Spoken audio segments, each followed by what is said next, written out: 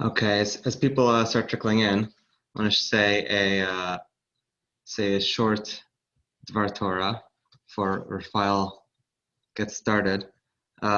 Maybe people noticed the news today. A lot of the news was consumed by the Trump impeachment trial, but a lot of the Trump impeachment trial news was consumed by Trump's firm lawyer who covered his head while I don't know if he was making the bracha on the water or he was just drinking the water.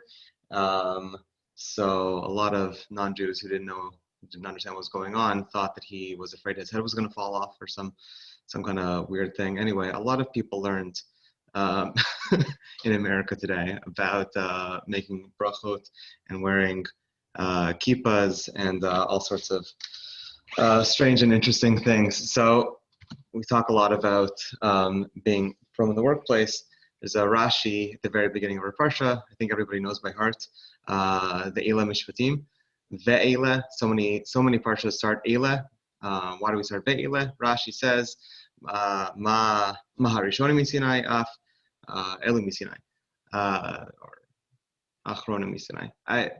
Either rate, that Mishpatim, which is full of tort law and civil law and what we might think in general is like secular law, you should know that just the same way Anochi Shem Elokecha and Shabbos and all of those are from Sinai. These two are from Sinai. What you have to pay your neighbor if your ox gores his. We shouldn't think of those two things as disparate, as separate, as two different magistrates. It's one. When you went to the Beit HaMikdash, if you were there to give a korban, on your way over, you would also pass the Sanhedrin, the place where they were advocating law, and the place where they were offering korbanos to Hashem. It was the same place. In fact, the Gemara says that if you want to be a chassid, I know we have on the call we have a couple of chassidim with us. Gemara says if you want to be a chassid, you have to learn milei the nezikin. You have to learn tort law to become a lawyer. To be a chassid, you have to be a lawyer. Might be news to a lot of people in Borough Park. So our worldview is that there aren't you're Jewish at home and you're from in the workplace and one has something to the other. What does it mean to be from? It means to be really honest in business. It means to be someone trustworthy and dependable and to deliver on time. It means to be someone who says thank you. It means to be someone who pays on time. It means someone that you can take a wad of cash from and not have to count it because it matters more to them than it does to you if they paid correctly or not. That's what it means to be a from Jew. It's always when you do those sorts of things, that sort of Kiddush Hashem lasts and makes a real impression on people. And I'm happy to be among people for whom this matters. Before Rafael starts, that could be a little bit of a nudnik.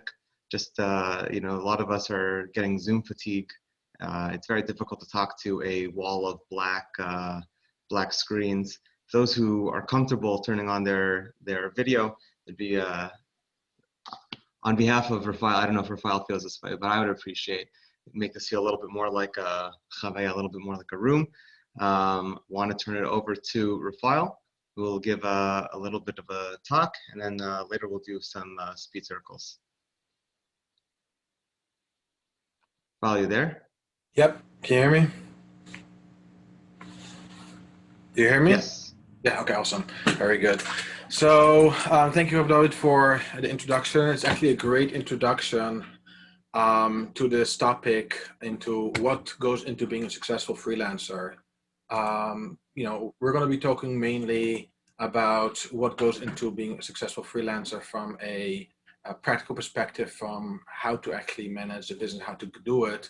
But the point is that in order to have a successful business, from a Yiddishkeit perspective, from a Ruchni perspective, doing the right thing, doing what what makes the Kiddush Hashem also for yourself, even if no one knows. But that's probably as much an important part of being a successful freelancer as it is to actually implement what we're going to talk about today. David, can you spotlight me? I did it wrong. Okay, fine. Go. There we go. Okay, very good. If you have any questions while I'm talking, feel free to pop them in the URL you see at the top. I'll get a notification that you asked a question, and that way we can either deal with them during the conversation as I'm talking, or afterwards you won't forget your question. So that would be a great way to submit them. So first of all, a little introduction. My name is Rafael Huisman. I'm the CTO at Overpass. We are a small startup that deals with software marketplace for companies to be able to hire call agents, and we've been building this for the last few years. I also coach technologists. I help you find success within yourself. And there's two different topics that I talk about a lot. One is getting the promotion you deserve, and the other one is how to make yourself noticeable and get your first job. So if that's something that you need help with or would like to talk more about, feel free to reach out to me. My contact information will be posted at the end of the presentation. Also, we don't have a lot of time relative to the amount of things that there are to talk about. And what I'm going to be mostly doing is give some general ideas and tools on how to approach being a successful freelancer. It's really important that you create your own approach here. The example I like to give is that a company that's 100% agile is not agile. If you go to the letter of the law, exact way agile relates to agile, you're be stuck with the process the way they defined it for their needs. And in order to be agile, you have to move away from what we're telling you from the letter of the law, but actually make it your own. And that's something that I to emphasize here, adapt what you hear, and make it something that's going to work for your scenario. So the first thing is freelancer. And different people are going to have different opinions of what it means to be a freelancer. The way I will define a freelancer is someone that's self-employed, doesn't work necessarily for a specific company. Even if you're working firm, a technical contractor, I wouldn't necessarily call you then a freelancer. A freelancer is somebody that's really going to be working on projects, often different clients, and what we're talking about tonight is mainly focused on that. Now, even without, even within, being a freelancer, whether you're going long-term or short-term clientele, each one has their own approach. And again, you can adapt what we're talking about today for your particular situation. So the first thing is, there's this approach, what gets measured gets managed. And when you say that to people, often people will speak up and say, well, that's very flawed. So the idea behind what gets measured is a good idea what's going on. If you have measurement what your goals are, where you should be, where you want to be, and you measure that on a day-to-day basis or week-to-week basis or month-to-month basis, whatever it is, automatically you're going to manage it. Automatically you're going to do the right things to get there. So I've adapted it a little bit because of the flaws in this approach. Just because it gets measured doesn't mean it gets managed, but what gets measured could be managed. So the first step to managing your freelancing business is to ensure you have the measurement in place so you know how well you're doing. Often people start the business by just taking a project, and they'll just start saying okay, I'm going to do this project for people. And by the time they're, month in, 3 months in, a year in, they still don't have a way to really measure if they're being successful or not. So it's really important that we create those measures and set ourselves. So the first question when it comes to setting those measures and baseline for ourselves is, why am I doing this? And more importantly, how do I plan to get there? Right? And then answering the question, what should I measure so that I'm getting there? And this is something that's really personal. For some people, it's purely an income. Other people just building projects. Other people, it's a mixture of the two, doing what you're doing. But it's really important that you take the time to sit down and think about what it is that you're trying to accomplish. Now, when it comes to actually measuring, it doesn't matter what kind of system you're using. Of systems, and I often get asked, what system should I use? It doesn't matter. Believe it or not, I use Notepad. Old and outdated, but for me, if it doesn't fit my Notepad, I'm not able to handle it, and I thought I'll slow down. And I've perfected this to a point where I know where I have to what I have to focus on. Now, nowadays, there are many tools. When I first started out, there weren't so many tools. So for me,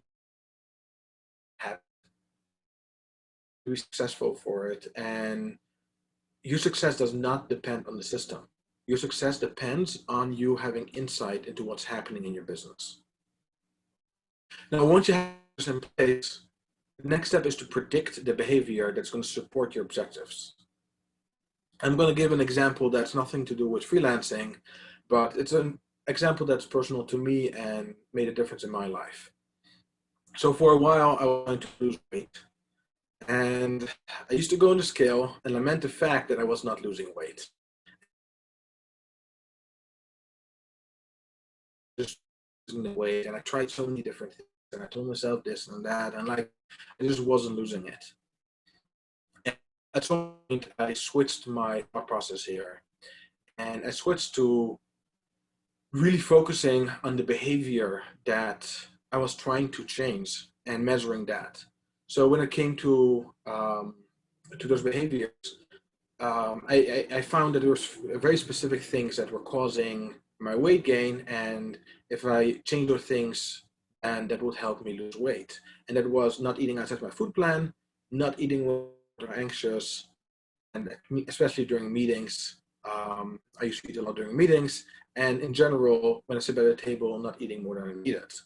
Right? So I had those behaviors, and I knew that if I'm going to change those behaviors, measure those specific behaviors, I'm going to actually make that switch. And once I started shifting that around by having those behaviors to support that objectives and to measure those rather than the weight, I started to actually lose weight, and I was able to lose a lot of weight to a point where I actually reached my goals and went beyond it. Now, the third part of it is to incentivize those behaviors you're measuring. So it's all very well to measure the stuff, but if there's no link between the outcome and the incentives, it won't count for much. So for me, I have very clear goals when it comes to, for example, my weight loss. I want to be there for my family when I grow older. I want to be there with them. I want to feel good with myself. I want to set a good example for my kids. And next, I want to meet my family. Instead of hearing, oh, you gained weight again, I will hear, wow, you lost so much. And you know, these are small incentives for me that matter, because if they're not be life-changing incentives for me, the fact that I have very specific behavior I'm tracking that I'm not eating extra, I'm tracking that I'm not eating outside of my food plan, and I actually track these things and I measure these things, and I make a assessment afterwards for myself to make sure that I keep to it, and I incentivize myself with all these small but very important incentives for me. So that actually made a difference for me. And the same goes in business. When you have behaviors that are going to support your objectives, you're going to be able to succeed, especially when you have incentives for them. And incentives could be monetary incentives. It could be incentives that you want to work less. So for example, I know that if I am more successful in the project that I'm doing, and I'm able to, let's say, reduce 30% of the time I'm spending currently, I can keep my current income because I might be happy with my income, but just do 30% less work and be there more for my family. That's a huge incentive, right? So in order to do that, I have to start measuring the time it takes me to do the project and what goes into that. So for me, most of the projects I do are consulting based, and my time wastes are when I don't do what I'm supposed to do because I distract myself with things that are less important. So we'll talk a little bit later about time management and how we can actually determine what we should be focusing on. But the main point here is that for myself, I will actually measure my main goals that I want to accomplish, how many of them I accomplish every day. And by doing that, I have a very clear picture every day, day in, day out, if I actually reach those goals. And again, week over week, I will be able to see it again. And that translates into me being able to work less. So that's what it is for me. And again, it really depends on what the measures are for you, what incentives are for you, and what the behaviors are that are going to lead to that. And one very important point here is that as a freelancer, it's different than when you're working for a company. When you work for a company, it's very defined what you're supposed to do. It's very defined what their requirements are for you, and you know what success is often. But when you work for yourself, you're responsible for yourself and you answer to yourself. So if you want to create that success for yourself, if you want to go beyond what you're doing now, or if you want to start with a new business and you want to make sure that you do it the right way, starting with the measures is a way to ensure that you go the right direction.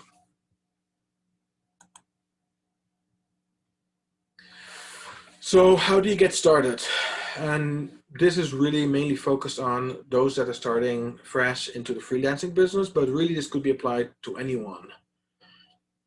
So, you're starting out your first project. So when it comes to your first project, so that goes directly into branding and marketing.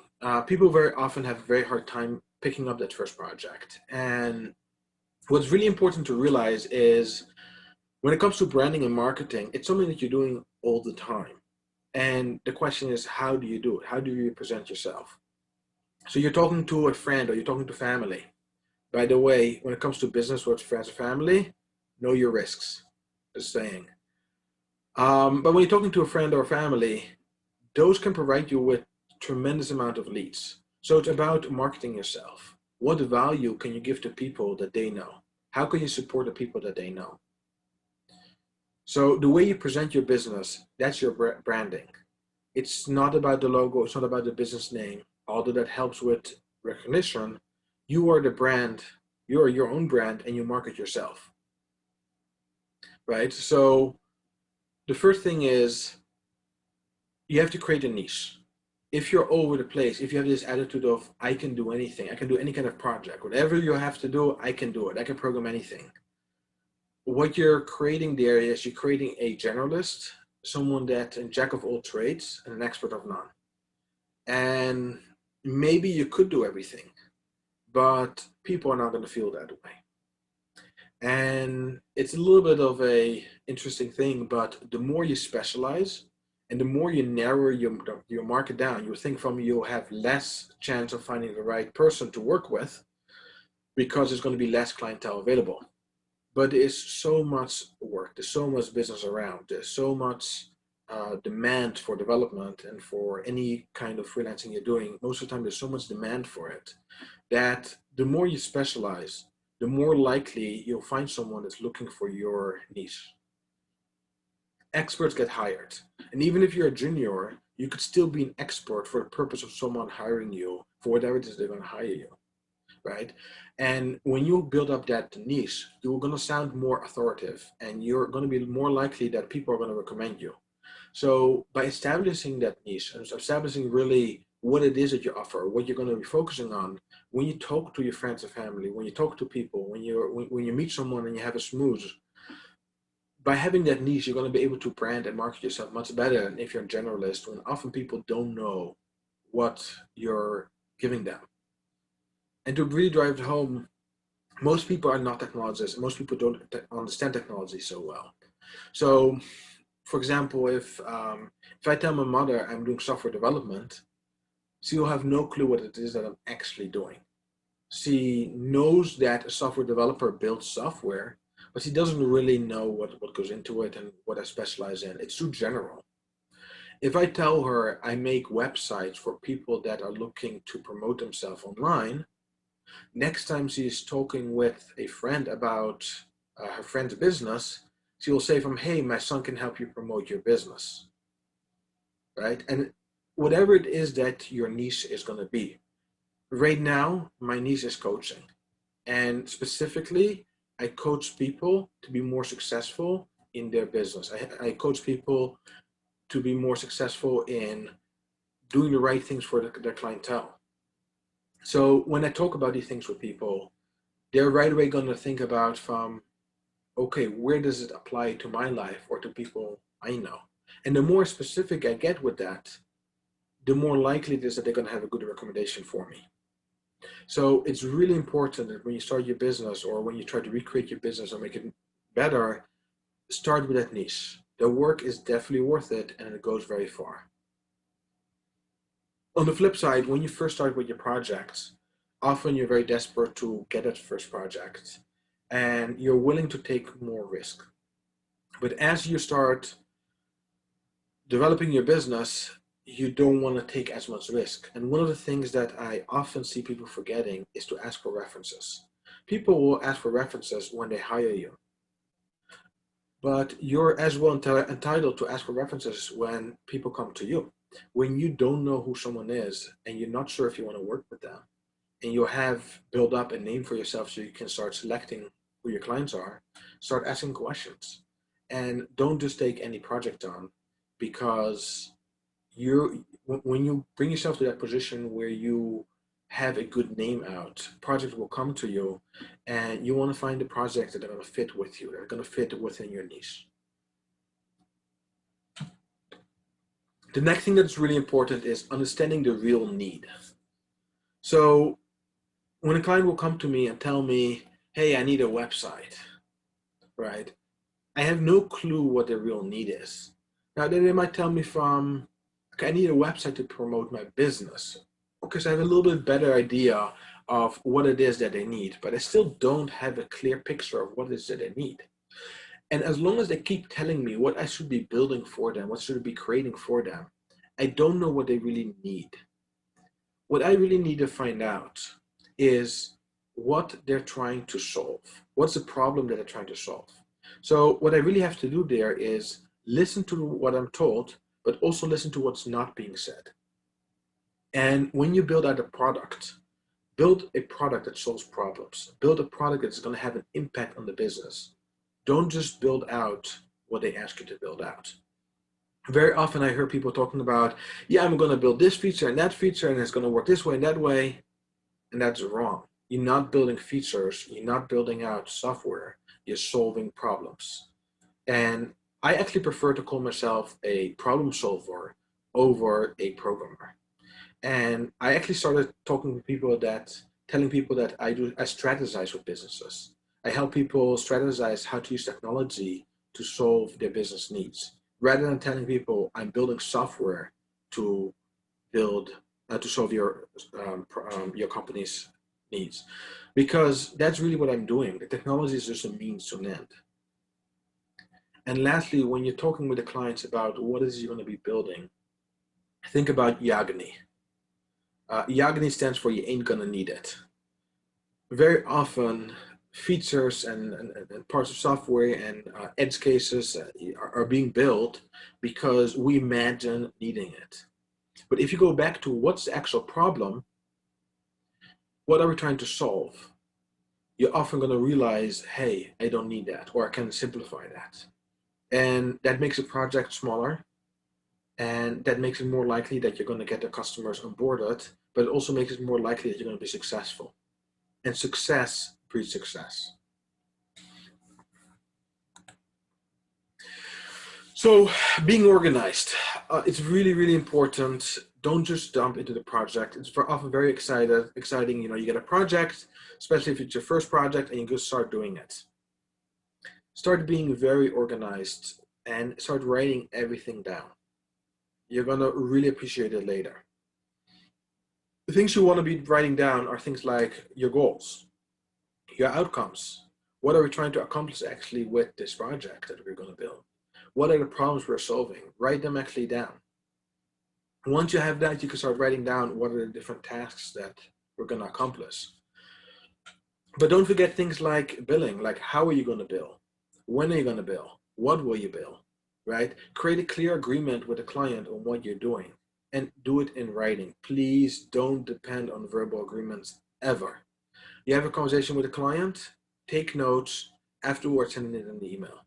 Never ever rely on verbal agreements, even if it's your friend, even if it's your mother or your uncle or your cousin or whatever it is. Your Robin Soul, doesn't make a difference who it is.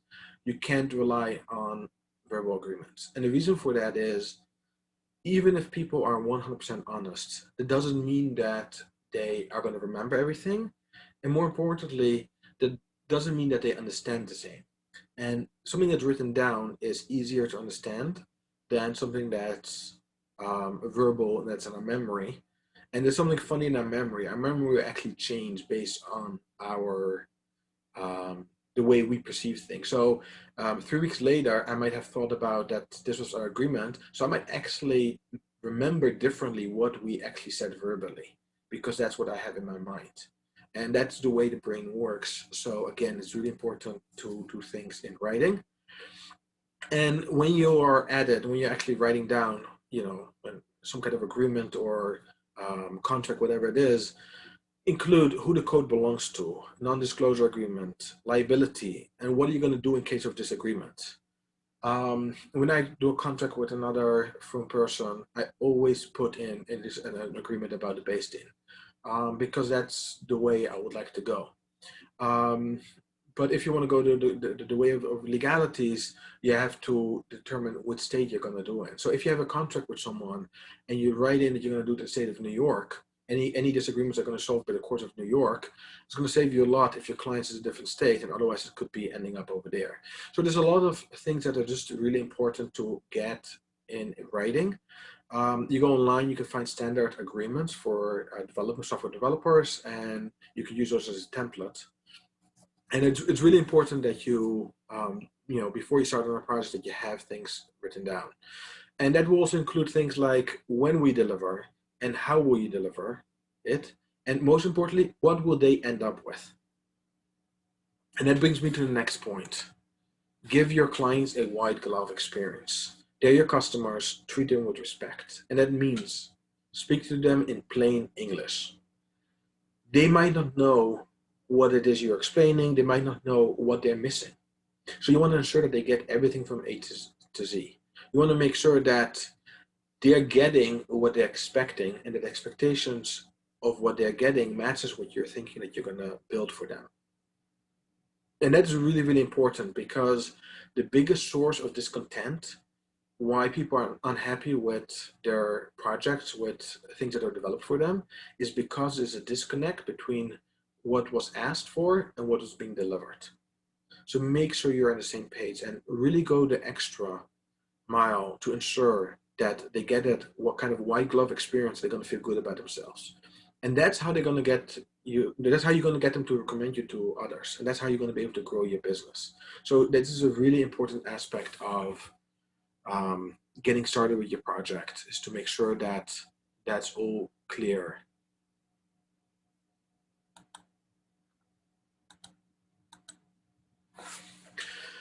So the next thing I want to bring up is, reviews and your portfolio. So you just finished a project with a client. So how are you going to get a review? There's different ways to get a review, and I'm going to suggest one way. It doesn't have to be this way. I'm just suggesting it this way because it's extremely powerful to go about it this way. And what I would suggest is invite your client to join you for a Zoom meeting, and obviously ask the permission to record it. But if they don't feel comfortable with it, you can always have them do it on their own. And the first thing what you want to do is you want to give them context of your review. You want to make sure that they have a good picture of why you're asking for the review and what you're trying to accomplish with the review. The whole point of the review is not to have an extra star on your portfolio.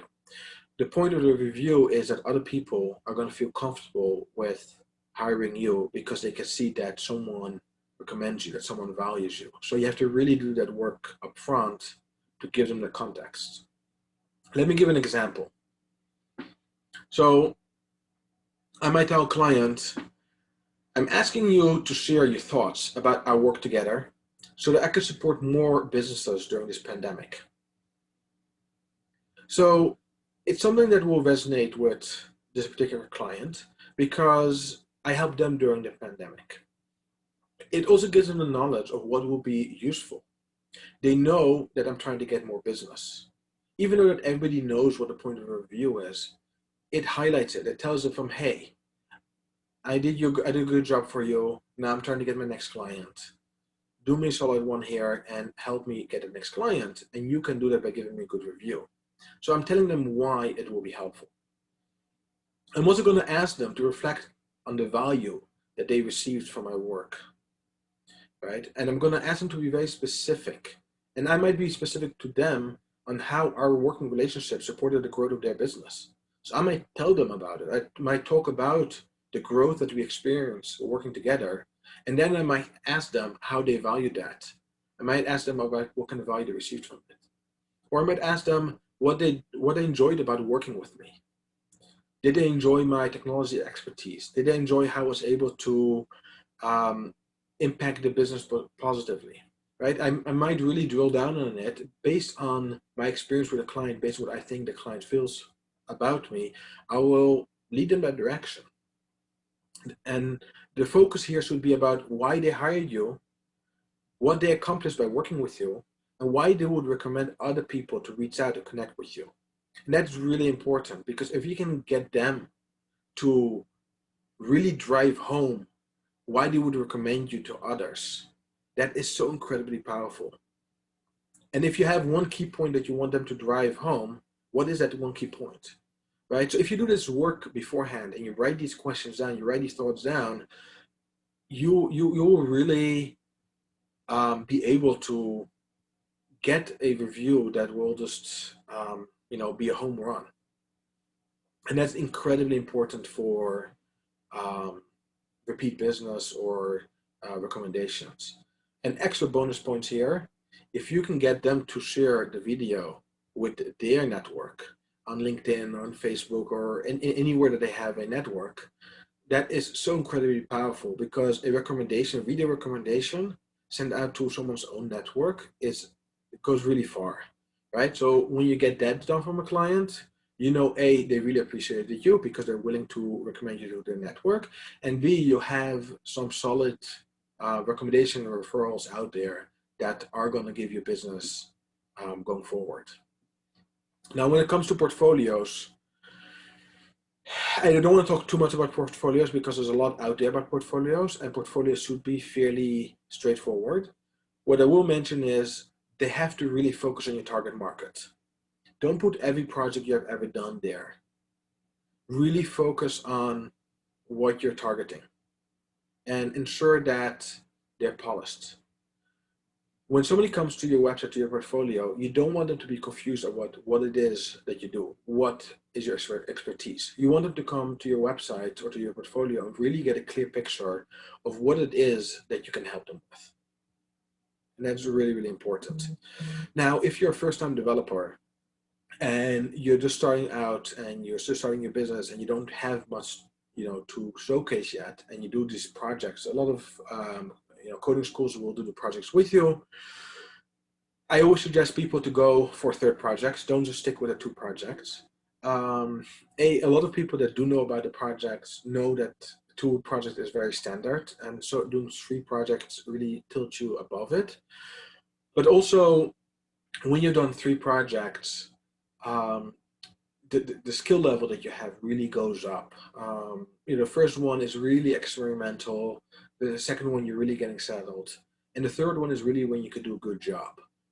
And what I would suggest is, if you can, even before you start doing those projects, but otherwise adjust those projects. Adjust those projects to resonate well with your target market. I always tell people it's really important to be passionate, but it's even more important that the people you're targeting are passionate about what you're presenting to them. So if you're going to create example projects to showcase, make sure you know who you're trying to target and make sure that they resonate well with them.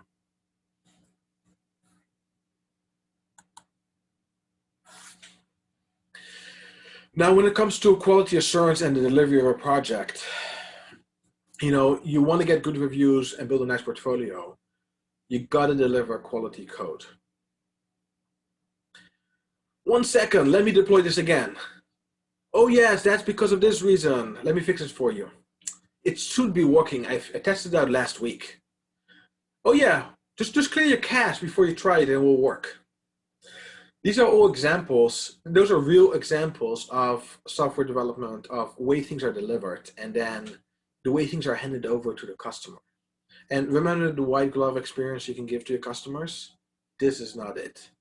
It's all about the experience you give to people. If people walk away wowed, it's not going to be because the first time they tried it, it wasn't working. It's about the customer service you're going to give them, and it's about the preparation you're going to do to make sure that you deliver something that's really solid. So how do you do that? The first thing is test cases. Test cases means you're actually going to write down what it is you're going to test. Could be short form, could be longhand, whatever really works for you, but write down what it is you're going to test before you do the deployment. Now, sometimes it could be a lot. Sometimes it could be a lot of different areas, and you don't always touch every different area. So you can group them. You can create, for example, test cases for authentication. And whenever you touch something with authentication, you're going to run those test cases. Or you can have for your dashboard, you can have for different parts of the system, you can have test cases, but write them down. Now, when it comes to testing, there's automated tests and there's manual testing. People, when they test, tend to go to manual testing because you don't have to do any prep work. And manual testing is incredibly important, especially the first time you have something developed. But automated tests are really where you're gonna benefit from long term. Now, the only exception is you're making a one-time website, you're just putting up something graphic, there's no logic behind it, then often it doesn't make sense to have an automated test. But even so, then you can have sometimes visual end-to-end tests. But the moment there's any logic involved, you can do unit tests, you can do integration tests, and you can do end-to-end tests. And there's so many tools out there that will help you do that. It's almost always worth it to create automated tests if there's logic involved. And please don't use production as your testing environment. Been there, done that, failed at it. And I know my code in and out for many of my projects, and I can do it 20 times right. The one time I'm going to do it wrong is when the client just happens to be there trying to see what's going on and hitting that bug that you're creating as you're doing something live. Create a test environment that's a replication of your prod, and that way you can really test it out. But when you do the deployment finally on prod, verify it also in production. Don't rely on it worked on my machine. That's never an excuse, and it's just not going to give that experience that you want people to walk away with when it comes to your services. You want to deliver something that's completed by 100%. And if not, set the expectations. Make sure the client knows what they're going to get and what's going to happen, so that when they actually check it out, they know why they're not getting the full experience that they were expecting.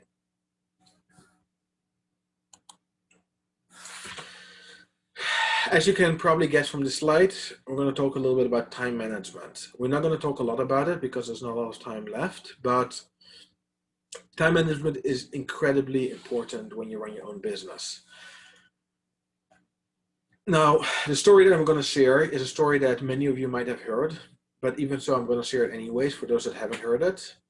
The truth is, even for those that haven't heard it, it can't hurt to hear it again.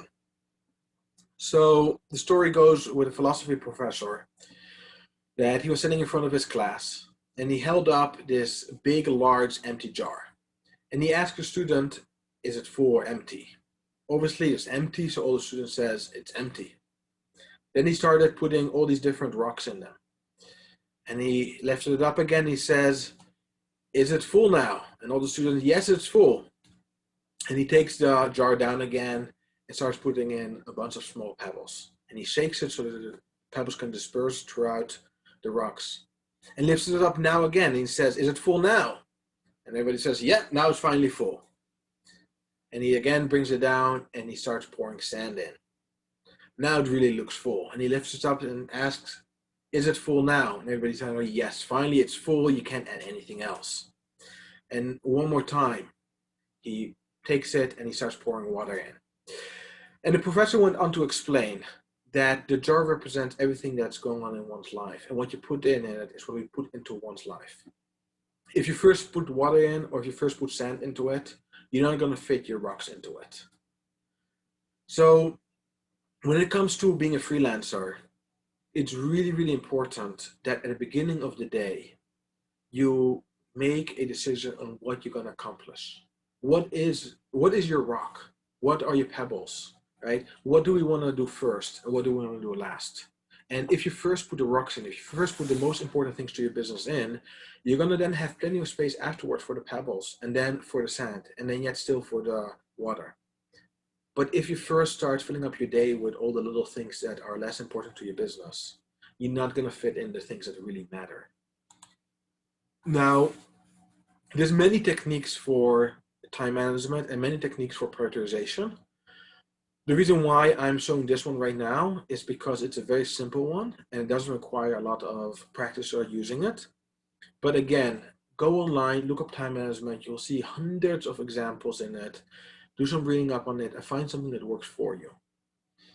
So the Eisenhower matrix, the way it works is you have 4 quadrants and you have important and not important. You have urgent and not urgent. So your rocks are going to be urgent and important. So something that's urgent and important always comes first. Those are the rocks that you're going to do first. Then you have important but not urgent. Those you want to plan out. Those you want to make sure that you have planned out where you're going to do it. So as you figure out your day, you can make time slots, put in your calendar or in a notepad what you're going to do when. Then the next one, urgent and not important, delegate them when you can. If you are in a one-man show and you can delegate it to a future time or do them the same way you do something that's important and not urgent. But it's really important that you don't deal with not urgent and not important. If they have to be done, they will become important or urgent at some point, and then you'll fulfill them in where they are. But don't deal with them at the moment. Now, if you have nothing left, right, that's important or urgent, the little details might become important to you, and then you can deal with them. So you can readjust. Now, this quadrant is not necessarily fixed in the way it's done. It doesn't have to be important and not important, urgent, not urgent. You can fill it in with what matters to your business. And the same thing with the quadrants themselves. It doesn't, it might not work for you to, for example, delegate. For me, it works to delegate. I have somebody that delegate a lot of these things to, and it allowed me to expand my business.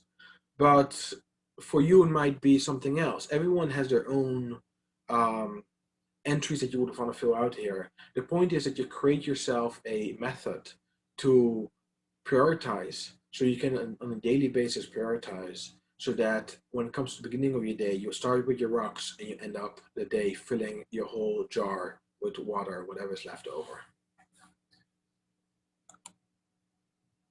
The last topic I want to talk about is estimates and a fee structure. That's something that people struggle with tremendously. And very often it becomes almost random. People do often a random quotation of what the price is going to be. Sometimes it's based on what they heard from other people. Sometimes it's what they saw in the market. But by doing some research up front, by doing the work up front, you can do so much better than that. When you first start out, fine, you get whatever you get paid. You want to get a project, you want to get the first few projects in so you can build a name for yourself. Whatever you get paid is cool. It's more important to build up your portfolio. But don't undersell yourself. Whenever possible, make sure you know what your value is, you know what value you're bringing, and try at least to get the value that you bring to the table. Because it's really important that you build up the reputation of the value that you bring to the table. Now, generally, when can you call yourself a real business is when you have 3 clients. Like I said before, once you've done 3 projects, you can really say, I'm settled, I'm doing this as a business.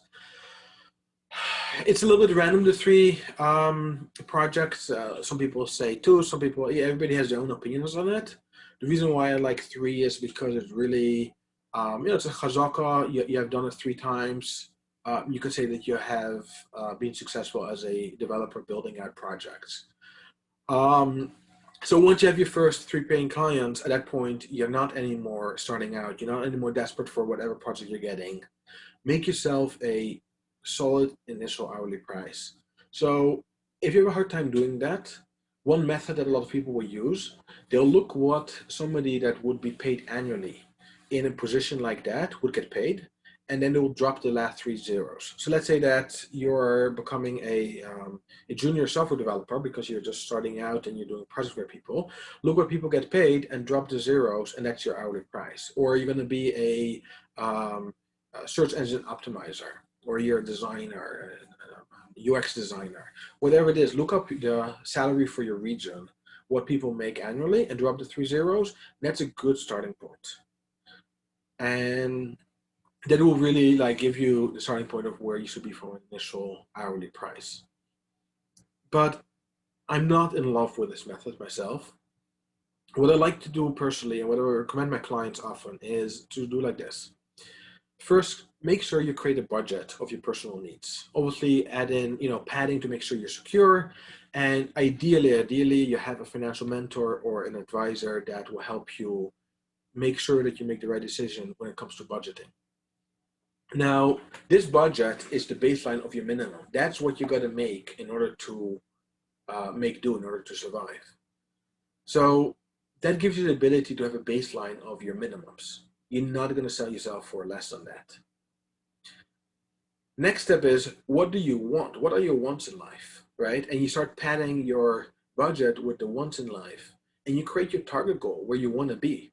So, for example, you might want to go on vacation, or you might want to save up to have a house, whatever it is that are part of the wants of your life. And it might be big things, might be small things. Make it part of your budget, and then make that your target goal, right? So now we're not just working with an hourly salary that works based on other people's income. We're actually working towards a hourly salary or an income that's actually going to work for me, that's going to make me successful, is going to make me happy. Now, in the beginning, we spoke about the incentives. This is such a tremendous incentive for yourself. These are the wants in your life, right? The basic needs of your life, and then on top of that, the wants of your life. You could use that to really ensure you're going to have the type of life, the quality of life that you're looking for. Now, the last thing to look at is, what can you ask? What's the fair market price? And when you take in fair market price, you have to take into consideration your skill level, but also the urgency, your local knowledge. For example, you might know this organization really well, or you might know really well what they're doing. You know what it is, automatically that's worth something to them. And then the last thing is risk. That's also going to be part of your assessment of what's fair. And now that you have these 3 pieces of information, your baseline, what you need as a minimum, your target that includes your wants, and what's the fair market value based on the circumstances, write this information down in a spreadsheet. Have this information at hand. Now, when you come to a client and you're actually just negotiating a project, you're talking about a project, you can make a decision in mere seconds of what's going to be a good price that's going to make you successful. Now, when it comes to being paid by the hour, I'm really not a fan of it when you can get away with it. So when I talk about not charging by the hour, people right away go from, oh, I'm going to charge by the project. And then they calculate how many hours they think that project is going to take. They're going to pad it, because they're taking the risk of a fixed price. And then they take whatever that amount of hours is, times their hourly rate. And that's a project price. If you do that, you might as well work hourly and take out the risk. Because when you do that, you are working hourly. You figured out an hourly way, and it could work, but you're not going to really build towards making more money based on what you could earn, based on the value you're providing. You're basing it based on your hourly price. Now, when you're dealing with pricing based on the value you're providing, for one company, when you make a website, the value might be, let's say, $2,000.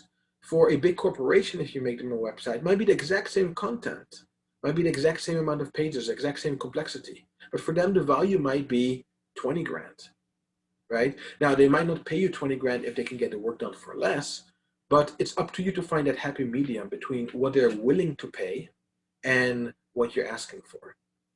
So when it comes to setting price based on value, first thing I look at is, are they going to be easy to work with, right? If they're going to be harder to work with, I'm going to give them more value because I'm going to put more energy and more of my life into it to give them the quality that I like to give. So that's going to be part of my price. How much do I expect the client to be willing to pay? And I do some research for that. I look up the company, I look up the company size, I look up any other purchases they have done, any other projects they have done in the past. And don't undervalue the value that you're going to provide them. And then ask them, do you have a budget set aside for this project? Not always are they going to know or give you an answer, but it doesn't hurt to ask. And if they do give it to you, you have a very clear picture of where they want to be, and you can much better target your the value that you can give them. Now, often clients will ask you for a ballpark. You know, can you give me an estimate of what this is going to be? If you can't get out of getting giving in a ballpark, give a very wide range, right? So you want to build a website, and based on the initial information you got, you know it's going to cost you somewhere between $2,000 to $3,000. I would actually tell people, you know, between $2,000 and $10,000, depending on what you want, right? And then counter in that same sentence, did you have a budget in mind? So I might say from like, well, based on what you told me, it might be anywhere from $2,000 to $10,000. Did you have a budget in mind? And that will right away put the question in their court, and I can see if A, does my range fit with them? And if they're not a good fit, I'm not going to be scared to say no. I'm sorry, but this is not going to work, because you don't want to deal with people that are going to be on the penny. You want to be with people that are going to be looking for the value that you're going to deliver to them and are willing to pay for that value. And that the last thing is, how much value are you bringing to the client? That's something that's very important to be conscious of. And set the prices based on that. Now, you figured out your pricing, you figured out how to do it, you figured out what your value is, what you're bringing to the client. Please start with a payment plan. Ensure that you know when things are going to get paid. If you can get a deposit, it's always nice. Personally, I don't assist it if I know that they're reputable. Actually, if I know that they're reputable, I'm not even asking for it. If you don't know who they are, it's fair to ask for a deposit. Create milestones. Start with a small deposit, have a milestone that you're going to start delivering, and then keep going that way. It's really important when you work with milestones, deliver frequently and incrementally. Don't, make too big milestones and, you're 3 months further, the client already has the head of the project. Be involved with the client, deliver continuously so the client can give you early feedback. The client can give you their input on how it is. You mitigate risk, and you also get paid much faster because you're delivering more often. So it's so much more healthy for the project. And when it comes to a final payment, always do the final payment upon delivery. Otherwise, you will get stuck with certain people, certain clients, you will get stuck without final payment. It's something that has cost many freelancers quite a bit, because once they have the project, once the assets are delivered, you have no leverage anymore. And when it comes to projects that get delivered, you always have these clients that are trying to get out of paying, or trying to minimize the paying, or trying to find fault with it. So as long as you have the lever, as long as it's not delivered, you have the upper hand. So often going back to, for example, having a staging server, having a QA server, you can easily deploy it on there, and then you can go ahead and you can showcase to them that it is working and get your final payment.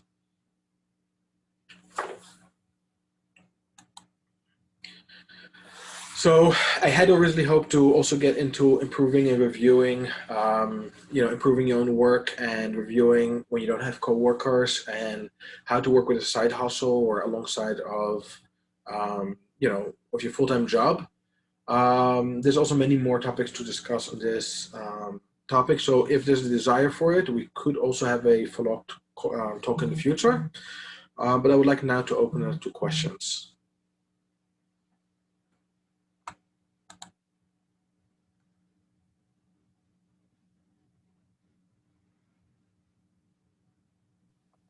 You can either be bold and unmute yourself, or you could drop the question in the chat.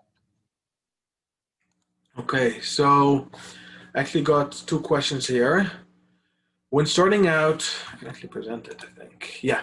So when starting out and establishing prices, how do you think about not selling yourself short without pricing yourself out of introductory jobs that establish a personal portfolio? So when it comes to the first projects, it's very fair to tell yourself that you want that project, and often people are desperate for those projects. What's really important is you don't want to sell yourself short, which means you don't really want to undervalue yourself. You don't want to end up working for nothing, because it can actually hurt yourself. The way it's going to hurt you is if people don't pay for something, they're not going to appreciate it as much. And the chance of it being used and the chance of it being successful is much smaller. So if you're desperate, okay, fair enough, but try not to go there. Try to really establish a fair value and a fair price for that value. And taking into account that the value is going to be less because you're less experienced, but the value is still there. And I definitely think people shouldn't sell themselves short when it comes to initial pricing.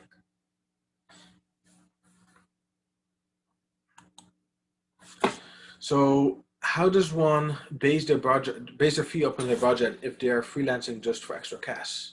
So if it's just extra cash, it could fall into the category of the want, right? What do you want? And then you can just do it based on that. So let's say that it might be a vacation that you're doing extra work for, right? So you know what that vacation is going to cost, so you can create a budget for the vacation and do it based on that. Or you could be based on extra cash that you need, right? And then you could just subtract your regular W-2 type of income from your budget and see whatever is left over to see what you would have to make to be comfortable with that.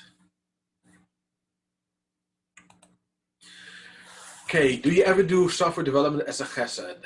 Yes, and I have really gone wrong with that also. I've made a lot of mistakes when it comes to that, and it has hurt myself, and it has hurt the organizations.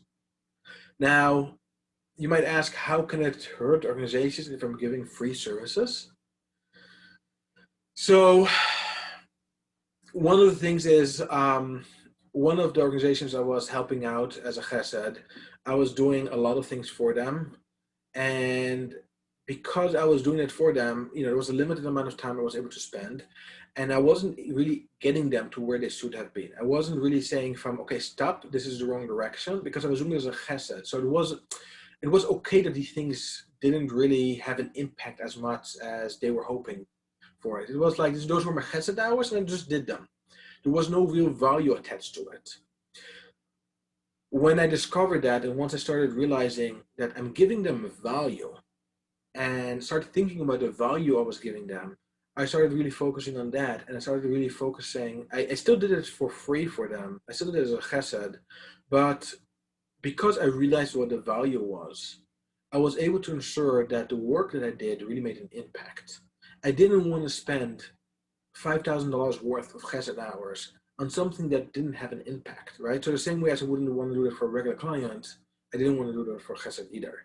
So I think it's really, again, knowing the value and the impact you're going to make, and write it down. Make it part of your chesed. So when you're measuring, when you're writing down a different project you're going to do and what value you're going to bring and what you're expecting to get back from it, make it part of your measurements. So even you're not actually making actual money from it, you can calculate as if you would have made money for it, and you will have realized the impact you're actually making. Now, in terms of staying away from it, some people go with the approach from stay away from doing things totally as a chesed. And that doesn't mean that you're not going to do chesed. It could mean that you're going to take the money that you're going to charge them and donate that back.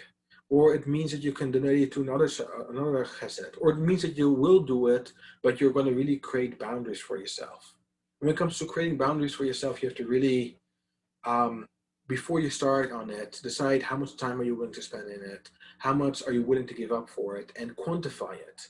And make that, again, part of your budget and part of your measurement, so you really know what it is that you're giving away. Oh, Okay, have you ever declined free jobs for families? Yes, I have.